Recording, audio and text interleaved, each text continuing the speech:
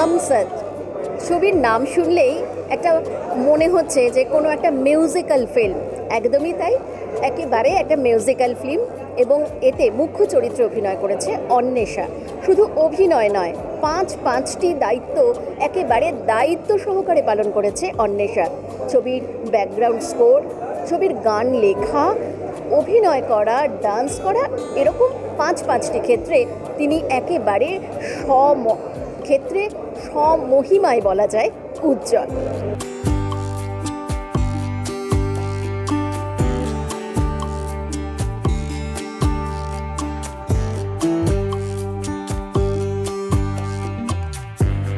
এটা খুব ইমোশনাল লাগছে, এতদিনের জার্নি এবং একটা ছবিতে এর আগে হলে এত বছর ধরে নিজের গলা শুনি, নানান হিরোইনদের মুখে নিজের গলা শুনেছি, তো সেটাই অবভিয়াসলি খুব ভালো লাগা, সেটাও একটা তৈরি করে।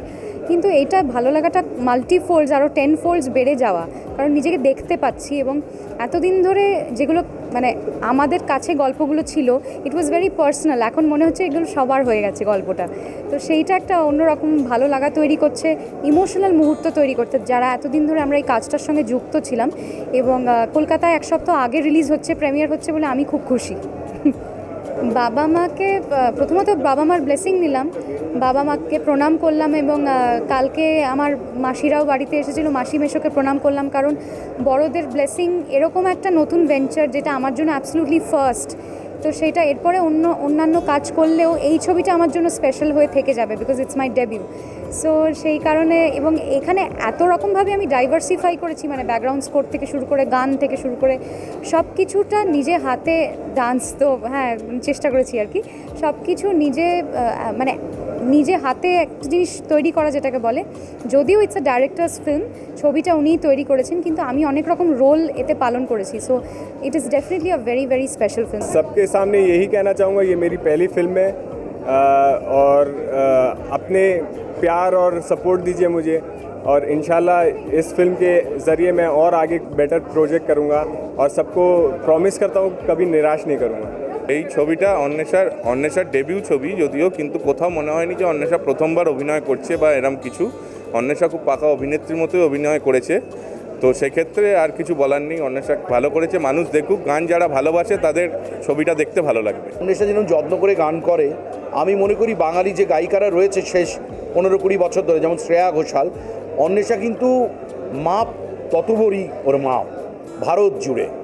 তো ওর কাজ ভালো হোক, মিষ্টি একটা মেয়ে, খুব ছোটো থেকে চিনি, অসাধারণ পারফর্ম করে, এই জন্যে এসেছি। অন্বেষার সব গানই আমার খুব প্রিয়, আলাদা করে কিচ্ছু বলে, মানে আমি বলছি যে শ্রেয়া ঘোষালের গান কেউ গাওয়া, সেটাও আমার কাছে না মানে স্তব্ধ করে দিয়েছে একটা শোতেও। আমি বাংলা সিনেমার নিজে ও গান গেয়েছি, এরকম সিনেমা আমিও অনেক করেছি, খুবই প্রিয়। অন্বেষাকে না আলাদা করে না, ওর না খুব একটা মানে নেগলিজেন্সি, মানে ওর মানে কোনো অবহেলার সঙ্গে কিছু করে না, খুব মন দিয়ে সরস্বতী সেবা করে। যারা গান বাজনা একটুও করে তারা প্রত্যেকে জানে যে অন্বেষা কী লেভেলের একজন ট্রেন্ড ভোকালিস্ট, মানে ওর লেভেলের ট্রেনিং তো ঠিক সবার থাকে না। এবারে আরেকটা ব্যাপার আছে, Anwesha is a very no nonsense person, মানে আমার মনে হয় না যে অন্বেষা এরকম কিছু ট্রাই করবে যেটা ও পারে না, কারণ ও কি পারে সেটা নিয়েও খুব কনসিয়াস, ও জানে, এটা যে কোনো শিল্পী জানে। So if Anwesha is doing this, I think she is doing this with the clear vision যে ওটা করতে পারে। তো আমি খুবই কিউরিয়াস দেখতে, অন্বেষার গান নিয়ে আমার কোনো কিউরিয়াসিটি নেই, কারণ that has crossed all boundaries. কিন্তু অন্বেষা আজকে নায়িকা, এবং স্পেশালি অন্বেষা কীরকম নাচছে এটা আমি দেখতে চাই।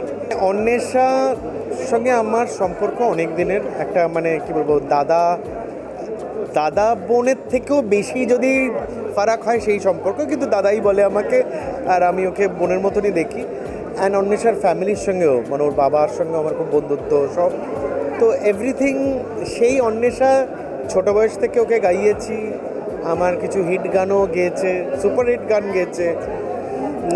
তো সেইখান থেকে Anwesha has grown as a singer. আরও শুধু বয়স বাড়েনি, ওর শিল্পীর বয়সটাও বেড়েছে, তো সেটা একটা ভালো লাগে। প্লাস ও অ্যাক্টিং, মানে গান থেকে গান, মিউজিক ডিরেকশন, লেখা, অ্যাক্টিং, এখন একটা মিউজিক্যাল হচ্ছে। So it's a proud moment for আমাদের। এখন ওই রেডিওতে গান শোনা, ক্যাসেট কিনে গান শোনা, তখন আমরা জেনুইনলি শুনতাম। এখন তো দেখা প্লাস শোনাটা একটা প্যাকেজ হয়ে গেছে, তাই দেখাটা এখন বেশি ইম্পর্ট্যান্ট। আর শোনাটা একটু কমে গেছে, হ্যাঁ, শোনাটা একটু কমে গেছে। এই ইন্দ্রিয়গুলো তো মানে ব্যালেন্স তাই থাকে। কানের থেকে চোখটা একটু প্রায়োরিটি বেশি পায়। আর এখন সব কিছুরই মাধ্যম চেঞ্জ হয়েছে না, টেলিভিশনটা এখন এখানে এসে থেমেছে, এটা এখন টিভি, তাই ওইটার সঙ্গেই চলতে হবে। এরকম যে একটা ছবি হয়েছে যেটা নাকি মিউজিক্যাল, যে নায়িকা সেই গায়িকা হামসাজ, মানে অনেক আগে আমরা এরকম ছবি দেখতাম। আমরা সাউন্ড অফ মিউজিক দেখেছি, আমরা লা লা ল্যান্ড দেখেছি, যেখানে অভিনেতারাও যত ভালো অভিনয় করে তত ভালো গানও গান। আমার বিশ্বাস আছে অন্বেষা অভিনয়ের ক্ষেত্রেও খুব একটা আশাহত আমাদের করবে না, কারণ ওর গানের মধ্যে যে অভিনয়টা থাকে সেটাও খুব দৃঢ় আর খুবই গভীর। কাজী হামসাজ এরকম ছবি হওয়া খুব দরকার আজকের দিনে। মানে বলিউড হয়তো মঞ্চে করি বা কখনো শিখিনি বলিউড, কিন্তু বড় পর্দায় কখনো করব বা করতে পারবো এটাও ভাবিনি। কিন্তু যিনি আমাদের ডিরেক্টর সৌম্যজিৎ দা আর অন্বেষা গানটা গেয়েছে, তো এতই ভালো গেয়েছে। পরে যখন এন্ড প্রোডাক্টটা দেখেছি, যেহেতু আমি ডান্সার, আমি আরও বেশি ক্রিটিক্যাল নাচের ব্যাপারে, কিন্তু যখন দেখেছি এন্ড প্রোডাক্টটা আমার নিজের খুব ভালো লেগেছে। এবং একটা মিউজিক্যাল, এই ছবিটায় 11টা প্রায় গান আছে।